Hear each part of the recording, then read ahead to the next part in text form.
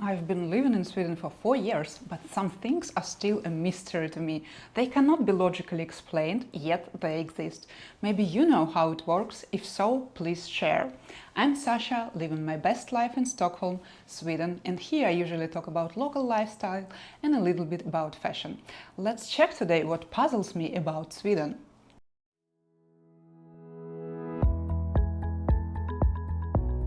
Last week over dinner with my colleagues, we discussed the cultural differences between countries. And as many of my colleagues coming from different countries, from all over the Europe, we spotted the same thing. And it's very, we cannot comprehend how those two things could coexist here in Sweden.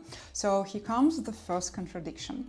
You've probably heard about social distance in Scandinavia, and it's, for instance, considered rude to have a direct eye contact on the subway. But on the other hand, when you go to a public gym or pool, in the changing rooms, everybody is naked. So it's very common to be sitting shoulder to shoulder to a naked stranger in a public sauna. Yes, and there is often no dividers between showers. And that's the reason why I don't use our corporate gym, because I love my colleagues, but I'm not prepared to see them naked. But I actually appreciate this approach, as kids, they often swim naked in so-called plasdams, which are artificial ponds on the playgrounds. And that's a natural and it's very good way to learn different body types and body parts. The second thing that puzzles me a lot is the coexistence of long-term planning and mortgage. Let me explain. As we all know, Scandinavians are very good in long-term planning, and I wouldn't be surprised if they already have next summer booked to get the best price. So if you want to throw a party, you'd better send invites well in advance, at least a month ahead. The same goes for finance, so everything is calculated, well planned, and so on.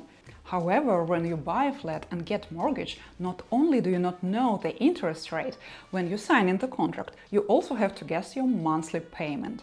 As there is usually 3-4 months between you actually buy the flat, so sign the contract, and the date when you get the keys, bank cannot guarantee you the interest rate. So they keep you on a floating rate and it can change drastically. So I do understand why, but those 3-4 months could be very stressful. The next point is easy to spot in bigger cities like Stockholm. Swedes are known for following rules and of course law. But when I moved to Stockholm, I noticed something very odd. While showing a perfect art of queuing, being respectful and polite, Swedes attempt to cross on a red light as pedestrians. And you will notice it everywhere. People just check the road and then they cross regardless. As a driver, I can assure you that local car traffic is very organized and predictable, and driving habits are very safe, whereas rules for pedestrians don't seem to be respected. Maybe you know why? And on to the next point. Healthy habits. Stockholm offers lots of opportunity for sporting activities.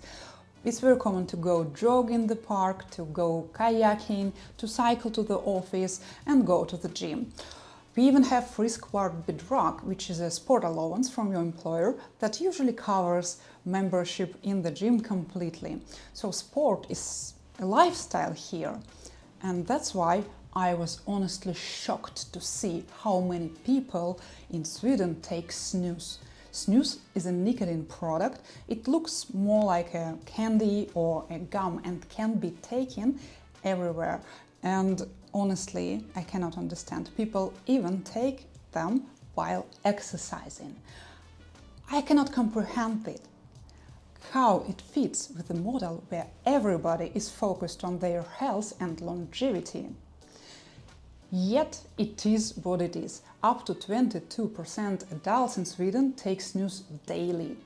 Good news is that the smoking is incredibly unpopular here.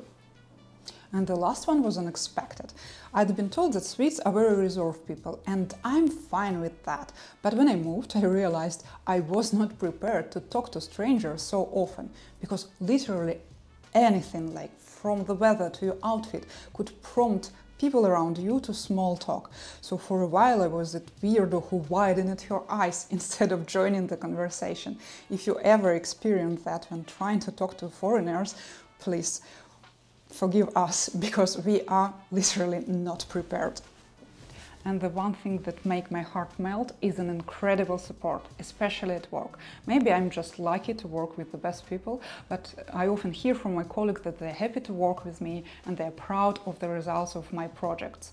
Maybe you are used to that, but the work culture where I came from is pretty tough, and it's not common to support individuals unless you're close friends. So something that I'm currently learning is giving this support back and helping others to feel more confident.